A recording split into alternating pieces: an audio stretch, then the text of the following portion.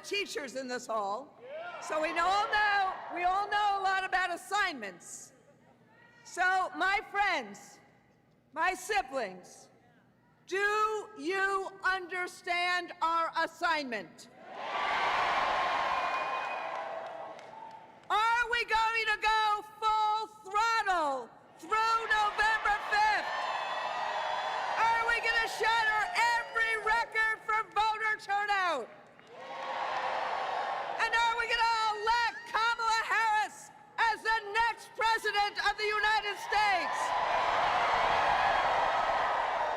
So, let me introduce one of our own members, Brittany Shoop, you do that, who's going to introduce the vice president.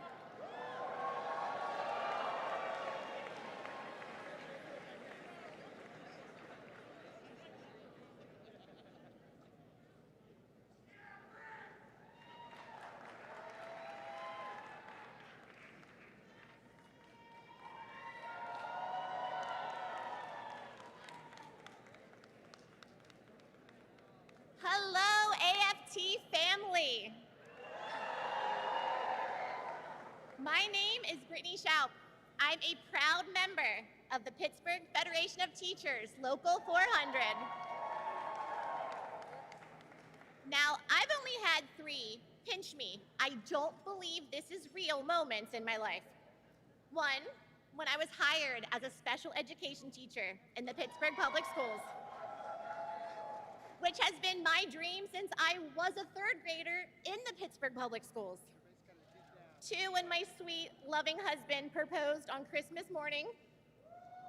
And 3, these last 36 hours, when I found out I was going to introduce Vice President Harris.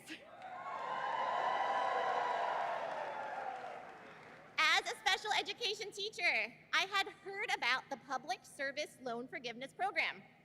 Unfortunately, what I had heard was that during the last administration, most people who applied for it didn't get it.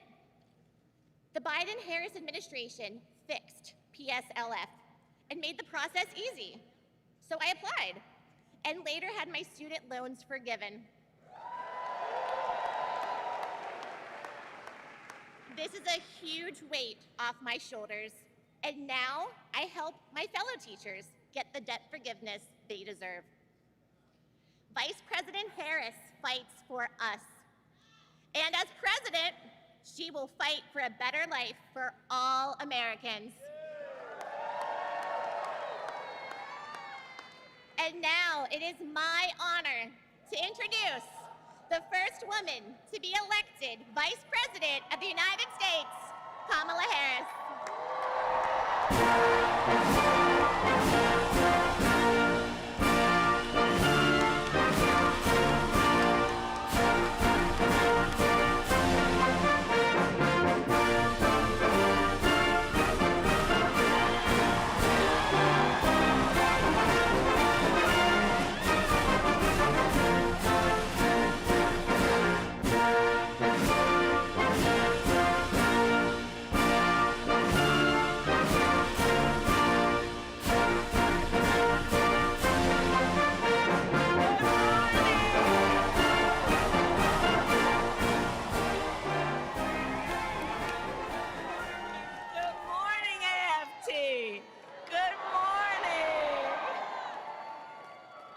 My goodness, it's so good to be there. Please have a seat. Please have a seat. If you have a seat, please have a seat.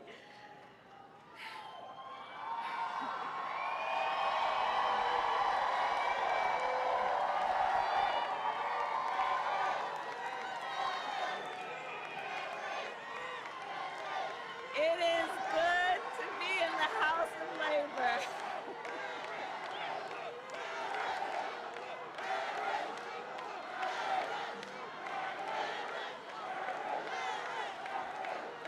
Thank you.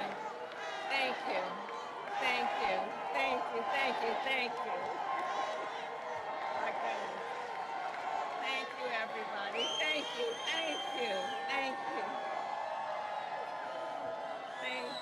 Oh, thank you all. Thank you so very much. Thank you. Can we hear it for Brittany? Brittany, please.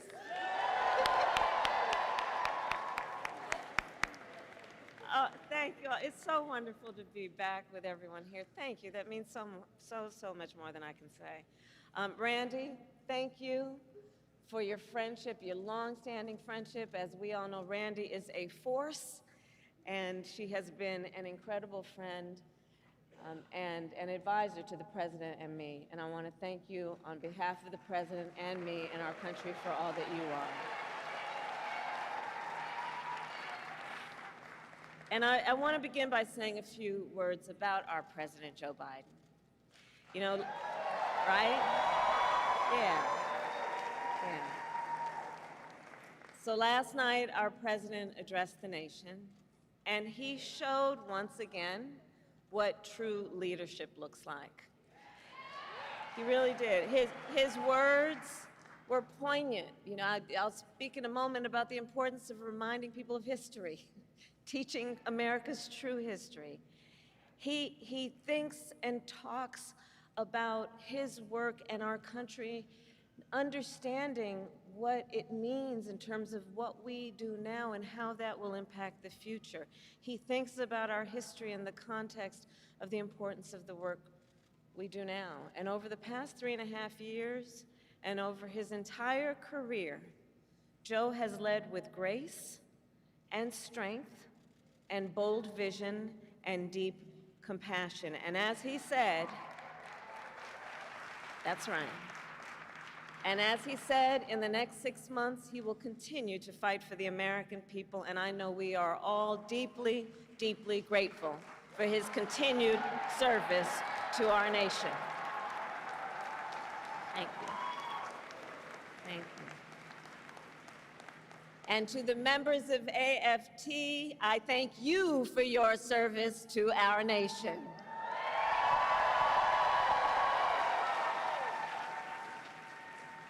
From the public service workers and higher education faculty to the school bus drivers and the custodians, to the school nurses and our teachers, you all do God's work educating our children, the whole ecosystem of who are AFT members.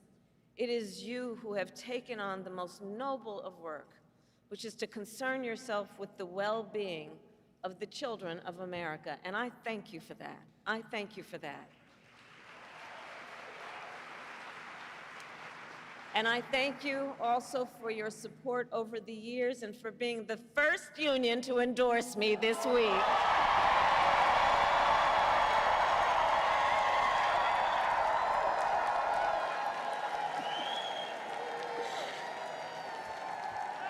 Thank you. I thank you. I thank you.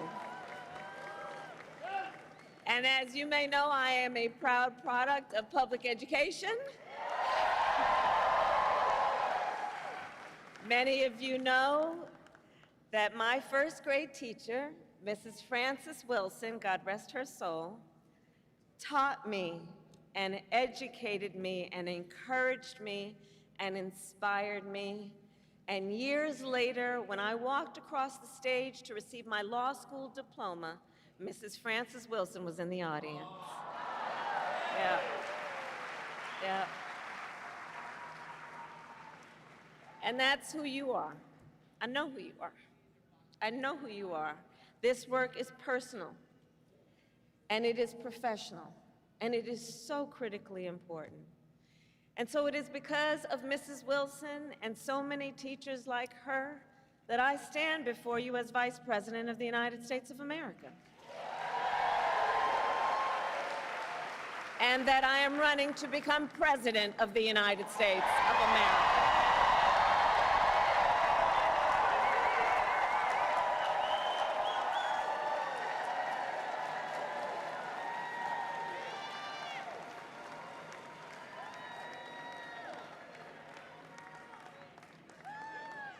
And what I know firsthand is that our teachers and all those who are here, all the members of AFT, I know that by nature, you are visionaries. You are focused on the future. The work you do is about a focus on the future. You see the potential in every child.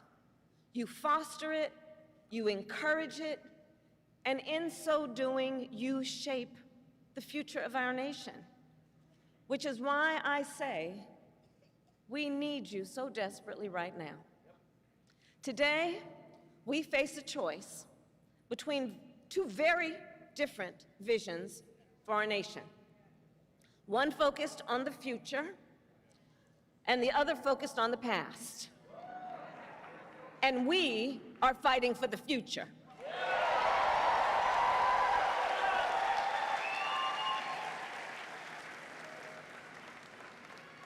And in our vision of the future, we see a place where every person has the opportunity not just to get by, but to get ahead.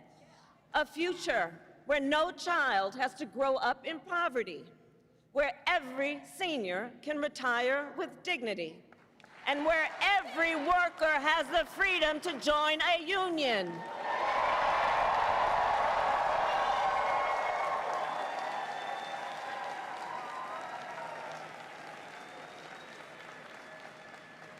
We see a future with affordable health care, affordable child care, and paid leave, not for some, but for all.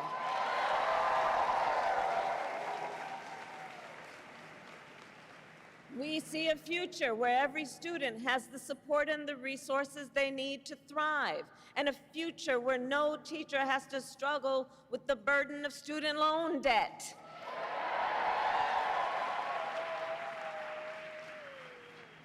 So as an example, our administration has forgiven student loan debt for nearly 5 million Americans,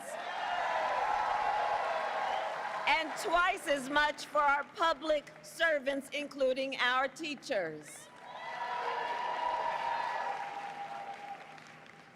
Teachers like Tanya Cabeza, who I met recently in Philadelphia. Tanya was first in her family to go to college, and she had been, like many, paying off her student loans for 20 years.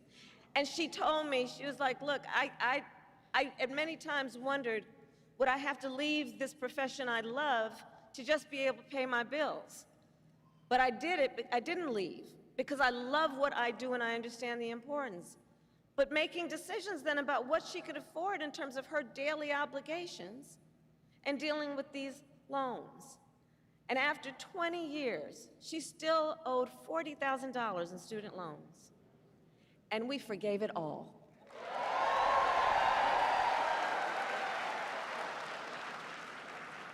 When she learned, she told me, she said, when she learned that her loans had been forgiven, she said, well, me and my children knew our lives had changed, and we were just dancing, dancing. So there we go. But we are clear-eyed. As we work to build a brighter future and to move our nation forward, there are those who are really trying to take us backward. And you, I'm sure, have seen their agenda, Project 2025. Randy, can you believe they put that thing in writing? 900 pages in writing.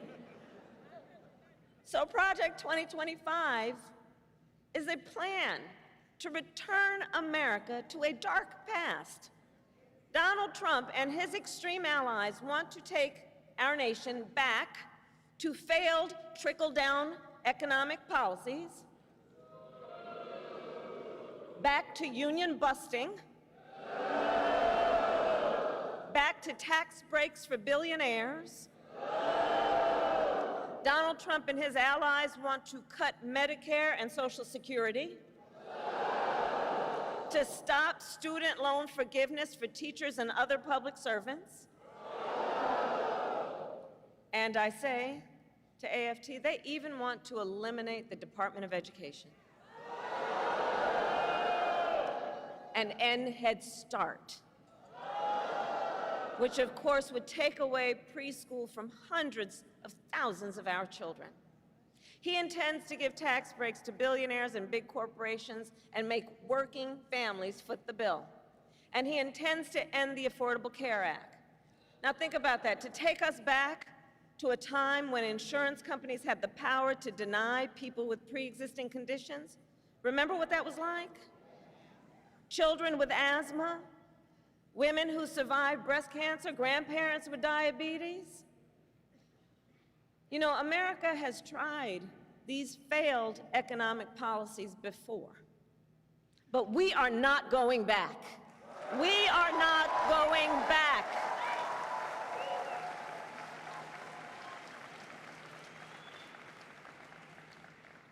No, we will move forward.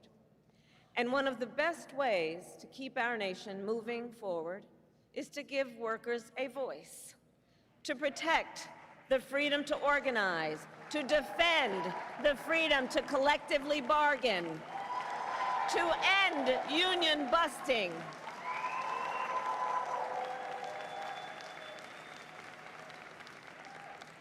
As head of the White House Labor Task Force, I have led our work to eliminate barriers to organizing in both public and private sectors, including for teachers. But there is more that we must do. President Joe Biden and I promised to sign the PRO Act into law, and I promise you I will keep that promise.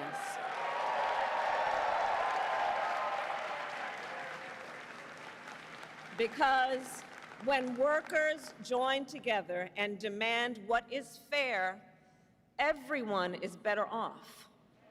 Understand, and I say this everywhere I go, understand, you may not be a union member, but you should thank unions, and I'm looking to the cameras in the back of the room. Not them, but the people who might be watching. You may not be a union member, but thank unions for the 5-day work week. For the 8-hour workday. Thank unions for sick leave and paid family leave and vacation time.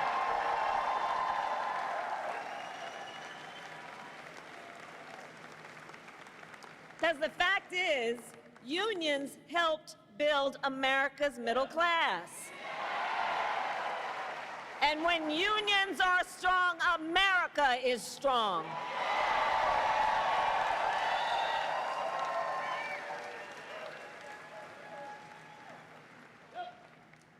So AFT, ours is a fight for the future, and ours is a fight for freedom.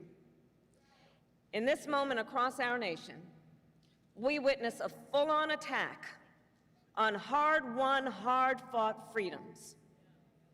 While you teach students about democracy and representative government, extremists attack the sacred freedom to vote.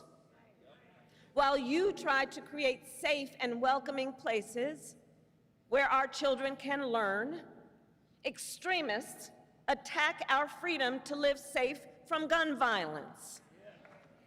They have the nerve to tell teachers to strap on a gun in the classroom, while they refuse to pass common sense gun safety laws.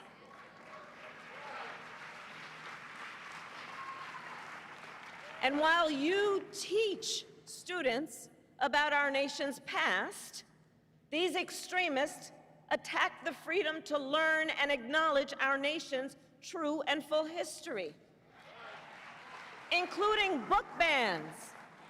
Book bans in this year of our Lord 2024. And on these last two issues, just think about it. So we want to ban assault weapons, and they want to ban books. Can you imagine? All the while, these extremists also attack the freedom to love who you love openly and with pride.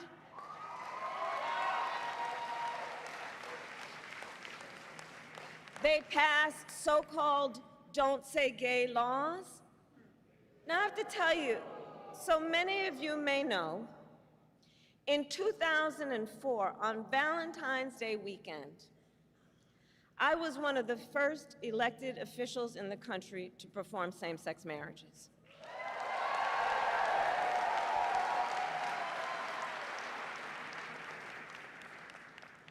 So here's the thing. It pains me so to think 20 years later that there are some young teachers in their 20s who are afraid to put up a photograph of themselves and their partner for fear they could lose their job. And what is their job? The most noble of work, teaching other people's children. And God knows we don't pay you enough as it is.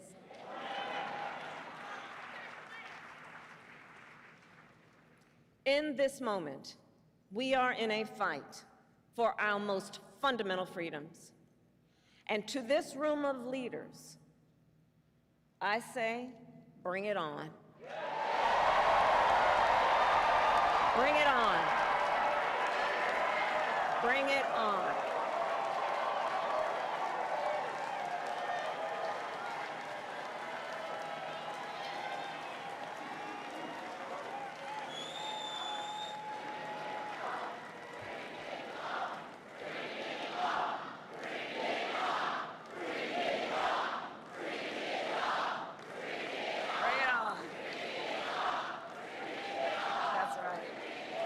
Because here's the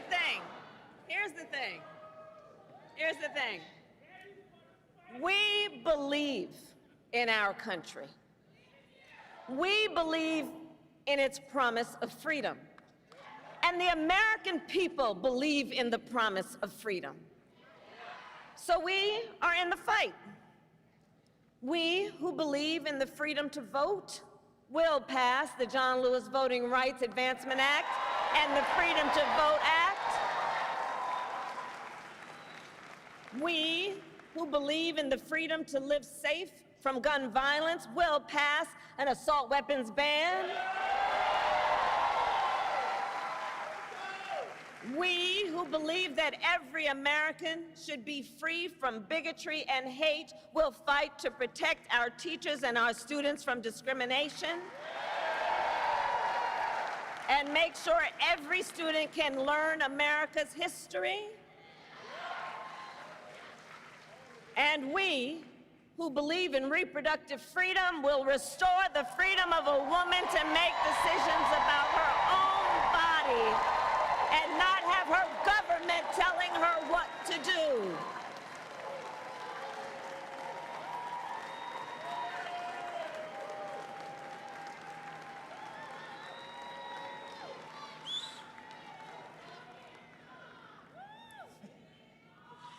So AFT, that's right, bring it on. So ultimately, in this moment, I know we all know, we each in our country face a question. That question being, what kind of country do we want to live in? A country of freedom, compassion, and rule of law, or a country of chaos, fear, and hate? The beauty of our democracy is that we each have the power to answer that question when we vote.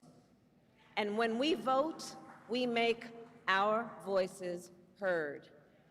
So today I ask you, AFT, are you ready to make your voices heard?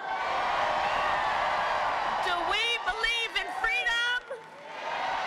Do we believe in opportunity? Do we believe in the promise of America? And are we ready to fight for it? And when we fight, we win. God bless you, and God bless the United States of America.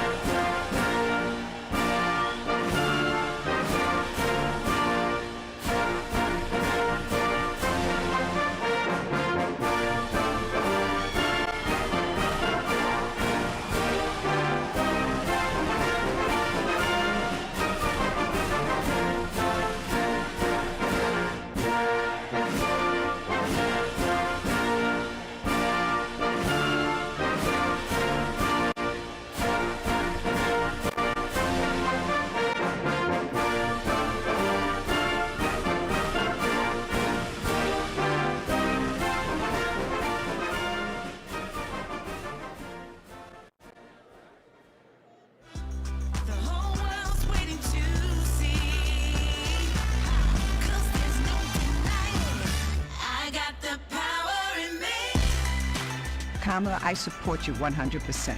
I'm ready to get the job done. We're going to get her into office. It's a whole new energy.